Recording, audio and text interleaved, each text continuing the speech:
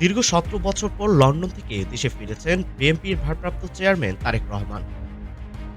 বৃহস্পতিবার ২৫ ডিসেম্বর বেলা ১১টা ৩৯ বিমান বাংলাদেশ এয়ারলাইন্সের একটি উড়োজাহাজে ঢাকার হজরত শাহজালাল আন্তর্জাতিক বিমানবন্দরে অবতরণ করেন তিনি। তার দেশে ফেরা নিয়ে বেশ গুরুত্বের সঙ্গে প্রতিবেদন প্রকাশ করেছে রয়টার্স, এএফপি, বিবিসি সহ বিশ্বের বিভিন্ন গণমাধ্যম।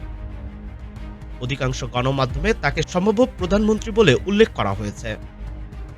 বার্তা সংস্থা রয়টার্সের শিরোনাম, নির্বাচনের আগে নির্বাসন থেকে ফিরলেন বাংলাদেশের সম্ভাব্য প্রধানমন্ত্রী প্রার্থী। খবরে বলা হয়েছে, প্রায় ১৭ বছর নির্বাসনে থাকার পর বৃহস্পতিবার দেশে ফিরেছেন বিএনপির ভারপ্রাপ্ত চেয়ারম্যান তারেক রহমান। তার এই প্রত্যাবর্তন সমর্থকদের মধ্যে নতুন উদ্দীপনা সৃষ্টি করবে, এমন প্রত্যাশা দলটির।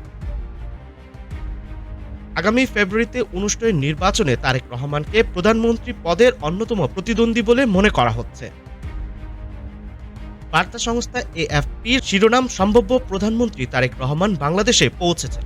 খবরে বলা হয়েছে, ১৭ বছর নির্বাসনে থাকার পর বিপুল সংখ্যক উচ্ছ্বাসিত সমর্থকদের সংবর্ধনার মধ্য দিয়ে বাংলাদেশে ফিরেছেন সম্ভাব্য প্রধানমন্ত্রী ও প্রভাবশালী রাজনৈতিক নেতা তারেক রহমান।